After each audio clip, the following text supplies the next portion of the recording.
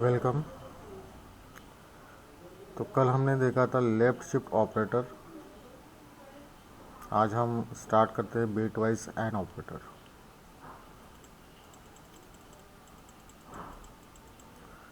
तो bitwise and operator क्या होता है? This operator is represented by ampersand symbol and it operates on two operands. तो bitwise and operator ये ampersand symbol से represent किया जाता है और ये दो ऑपरेंड के ऊपर काम करता है। जैसे ये फर्स्ट 0 बिट है, ये सेकंड 0 बिट है, तो इनका एंड जो होता है वो 0 होता है। First bit and second bit 0। तो ये ऑलरेडी हमने ऐसे ट्रूथ टेबल एंड गेट्स में देखे हैं, लॉजिक गेट चैप्टर में देखे हैं। तो ये हम दूसरी बार देख रहे हैं। Both the operands must be of same type, either character और इंटीजर। तो प्रोग्राम में हम जैसे इंटीजर टाइप वैल्यू लेते हैं, कैरेक्टर टाइप वैल्यू लेते हैं, तो उसके ऊपर जब आप एम्परसेंड सिंबल या बिटवाइज एंड ऑपरेटर यूज़ करते हैं तो दोनों ऑपरेंड्स सेम रहने चाहिए। तो कैरेक्टर रहना चाहिए या फिर इंटीजर रहना चाहिए। The ampersand operator operates on a pair of bits to yield a resultant bit. तो यहाँ पे देखिए ऑपरेंड एम्परसेंड ऑपरेटर जो है वो पेयर ऑफ बिट्स के ऊपर काम करते हैं और उसका जो रिजल्टेंट बिट है वो ये है। ये उसका ट्रूथ टेबल है। Truth table is given in a table 3.10। Bitwise and operator is use to clear a bit. तो ये आपको क्लियर बिट देता है। That's why any bit that is 0 in either operand causes the corresponding bit in the outcome to be set to 0। For example देखिए यहाँ पे 11000001 and operator 01111111। तो इसका एंड ऑपरेशन क्या होगा? 0, ये देखिए 1 एंड 0 का 0 होता है, 1 एंड 1 का 1 होता है, 0 एंड 0 का 0 होता है, 0 एंड 1 का 0 होता है, 0 1 0 0 1 0 0 1 0 1 1 1। तो ये दो कॉम्बिनेशन का जो आपको आउटपुट मिल रहा है वो इस तरीके से मिल रहा है। So often parity is indicated by 8 bit which is set to 0 and in it with a byte that has a bit through 7 set to 1 and bit 8 is set to 0 as shown above.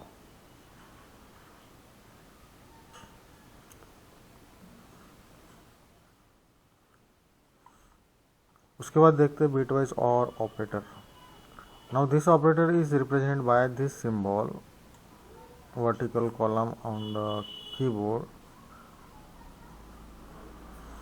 and it performs as the following truth table. It also requires two operands. अब जैसे हमने and operator देखा है वैसे ये और operator का table है। अब इसमें 000 होता है, यानी जो सेम है ये 00 है। अगर आपके इसमें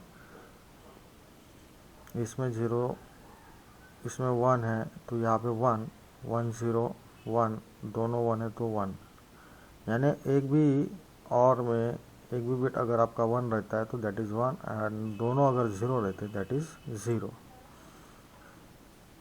सो bitwise or works to reverse to data bitwise and it can use to set bit to 1। तो ये बिटवाइज और जो है ये एंड के अपोजिट है। It can be use to set bit to 1 और इसमें हम 1 ये बिट यूज़ करते हैं। Any bit that is set to 1 in either operands causes the corresponding bit in the outcome to be set to 1। For example देखिए यहाँ पे ये एग्जाम्पल है और यहाँ पे आपका ये और सिंबल है, इन दोनों का और क्या होगा 1 0 1 0 0 0 0 0 0 0 0 0। अगर एक भी 1 रहता है तो उसका 1 हो जाएगा। जैसे यहाँ पे दोनों 0 है, यहाँ पे दोनों 0, तो यहाँ पे भी दोनों 0 है। अब देखिए यहाँ पे दोनों 0, दोनों 1 और ये 2 1, तो और में 1 आता है तो उसका रिजल्टेंट बिट 1 आता है। उसके बाद bitwise x operator. X operator is represented by this symbol. This symbol is caret and it is also called exclusive OR operator. It also requires two operands. यहाँ पे भी दो ऑपरेंड चाहिए। When both the bits are different, it returns 1. तो इसमें अगर दोनों same रहते तो उसका आउटपुट 0 आता है और दोनों डिफरेंट रहते तो उसका आउटपुट 1 आता है। तो यहाँ पे लिखा है when both the bits are different it returns 1, when both the bits are same it returns 0. The truth table for given. For example देखिए यहाँ पे ये एग्जाम्पल है, तो इस एग्जाम्पल में अगर दोनों डिफरेंट है 1 एंड 0 तो यहाँ पे 1 है। देखिए यहाँ पे 4 1 है, यहाँ पे 4 0 है, तो दोनों डिफरेंट बिट्स है तो यहाँ पे उसका 1 आएगा। अब यहाँ पे 4 0 है, यहाँ पे 4 0, तो यहाँ पे भी 4 0, क्योंकि चारों सेम है। So bitwise operation most often find application in a device driver such as modem programs, disk file routines, printer routines। तो मॉडेम क्या है, एक डिवाइस है जिसके ऊपर हम इंटरनेट लगाते हैं। तो ये analog to digital, digital to analog signal convert करता है। तो मॉडेम डिवाइस में ये ड्राइवर्स यूज़ किए जाते हैं बिटवाइज ऑपरेशन के लिए। उसके बाद डिस्क फाइल रूटीन, जैसे आपकी हार्ड डिस्क है, हार्ड डिस्क में हम जो भी डेटा लिखते हैं वो डेटा जो है 1 एंड 0 में लिखा जाता है। प्रिंटर रूटीन्स में हम जब प्रिंटर यूज़ करते हैं तो प्रिंटर को जो भी हम कमांड भेजते हैं वो भी 1 एंड 0 में भेज जाते हैं। तो इस तरीके से हम बिटवाइज ऑपरेशन करते हैं। Bitwise operation can be use to mask off certain bits such as parity. The parity bit is often used to confirm that the rest of the bits in the bytes are unchanged. तो parity bit का भी use होता है।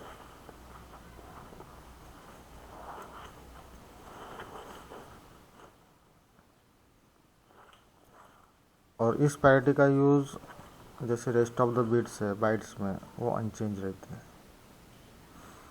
Also observe that relational and logical operators always produce a result that is either true or false. ये भी हमने देखा है कि जब भी हम रिलेशनल या लॉजिकल ऑपरेटर जब हम देखते हैं उनके रिजल्ट एक तो ट्रू रहता है या फिर फॉल्स। वेरियस बिटवाइज ऑपरेशन में produce any arbitrary value in according with the operation. और बिटवाइज ऑपरेशन में यहाँ पे बिटवाइज रिजल्ट मिलते हैं। उसके बाद देखते हैं कंडीशनल एक्सप्रेशन और ऑपरेटर। तो C++ contains a very powerful and convenient operator that can be used to form a conditional expression। तो C++ में ये पावरफुल ऑपरेटर है जिसका यूज़ हम कंडीशन एक्सप्रेशन बनाने के लिए यूज़ करते हैं। This operator called ternary operator, इसको टर्नरी ऑपरेटर भी बोला जाता है। और इसमें ये दो सिंबल यूज़ होते हैं, क्वेश्चन मार्क एंड कॉलन। अब इसका फॉर्म कैसा है या इसका जो सिंटैक्स है वो इस तरीके से हम यूज़ करते हैं। Expression 1 question mark, expression 2 colon and expression 3 semicolon. So where expression 1, expression 2, expression 3 are expression में हम एक्स वाई का यूज़ करते हैं, नंबर्स का यूज़ करते हैं, एक मैथमेटिकल स्टेटमेंट का यूज़ करते हैं। The above expression says if expression 1 is true, that means if its value is non-zero, अगर हम ये एक्सप्रेशन यूज़ करें, ये कंडीशन टाइप एक्सप्रेशन है, तो यहाँ पे हम जो x की वैल्यू देंगे, या अगर ये कंडीशन ट्रू होती है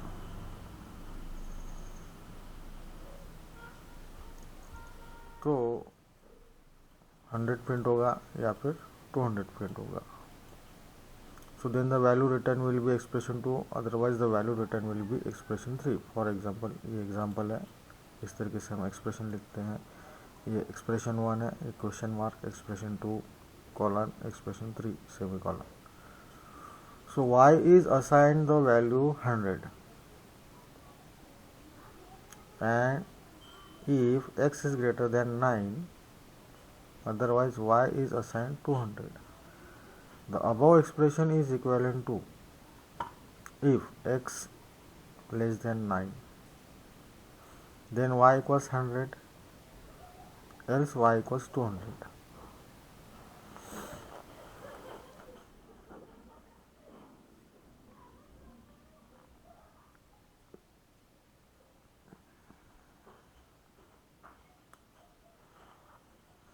The limitation of the conditional operator is that after question mark and after the colon only one C++ statement can occur.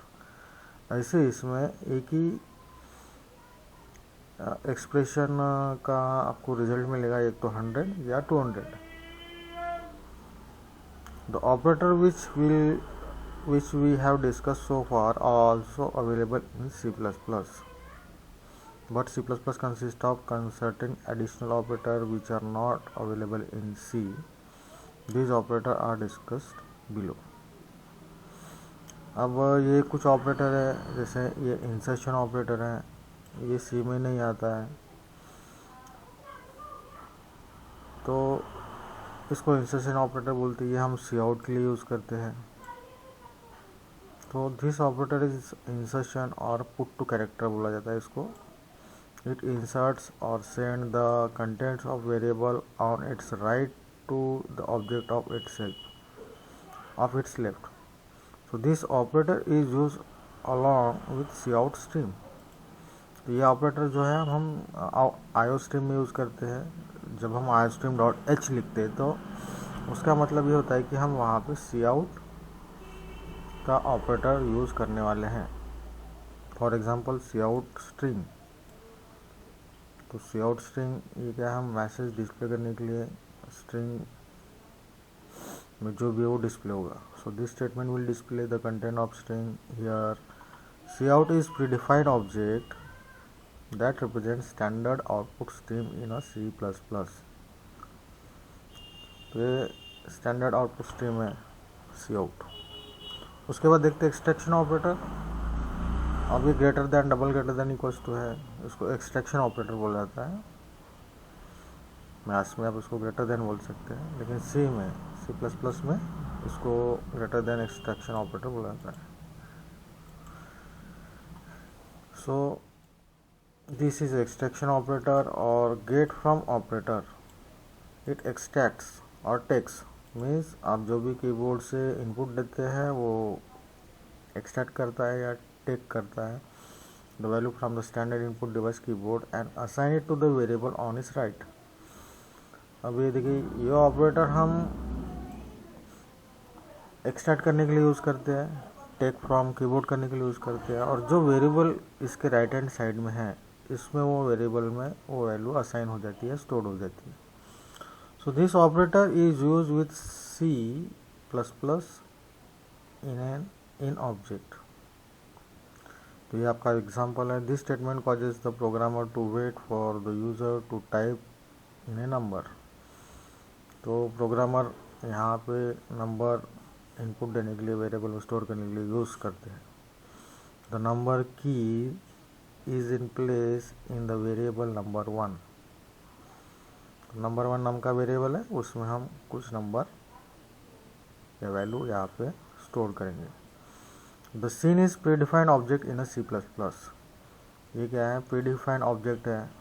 जैसे मैंने बोला कि iostream.h आप लिखते हो तो उसमें ये ऑलरेडी डिफाइंड है, तो इसको डिक्लेयर करने की ज़रूरत नहीं रहती है, ये ऑलरेडी डिफाइंड रहता है.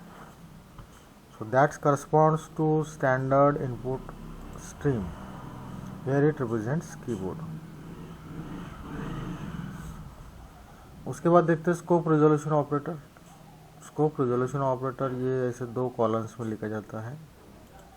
तो C++ प्रोग्राम में contain a block with in a block. अब जैसे हम मेन का ब्लॉक लिखते हैं तो उसके अंदर और उसके बाहर यानी ब्लॉक 1 और उसके अंदर यानी ब्लॉक 2।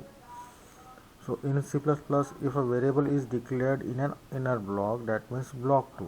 ये जो ब्लॉक 2 है ये मेन प्रोग्राम के अंदर रहता है। Then it hides the declaration of some variable in an outer block that is block 1। अगर आप मेन के ऊपर जो भी लिखते हैं डिक्लेरेशन दैट इज ब्लॉक 1, तो ये आउटर ब्लॉक होता है। तो देयरफॉर इस declaration will cause refer to a different data object. तो यहाँ पे ये दोनों जो ऑब्जेक्ट है ये अलग अलग रहते हैं। इसकी वैल्यू अलग रहती है, इसकी वैल्यू अलग रहती है। तो ब्लॉक 2 में हम जो भी लिखते हैं वो देखने के लिए हम काउट का मैसेज करके उसको देख सकते हैं कि उसमें कौन सी वैल्यू है। बट ब्लॉक 1 में जो वैल्यू है वो डिस्प्ले करने के लिए हमको स्कोप रिजोल्यूशन ऑपरेटर का यूज़ करना पड़ता है। तो इसके लिए आपको एग्जांपल देखना पड़ेगा, एक प्रोग्राम देखना पड़ेगा। प्रोग्राम देखने के बाद आपको ये समझ में आ जाएगा कि स्कोप रिजोल्यूशन ऑपरेटर कैसे यूज़ किया जाता है। So scope resolution operator can be use to uncover the hidden variable. तो हमने ऑलरेडी क्लास में देखा है कि ये स्कोप रिजोल्यूशन ऑपरेटर कैसे यूज़ किया जाता है। Scope resolution operator allows access to global version of variable. अभी मैंने जैसे बताया कि ये ग्लोबल वर्जन जो है, ग्लोबल वर्जन मीन्स जो हम प्रोग्राम के बाहर जो भी लिखते हैं, ब्लॉक 1 जो प्रोग्राम के बाहर लिखते हैं उसको ग्लोबल बोलते हैं और अंदर जो लिखते हैं उसको लोकल बोलते हैं। For example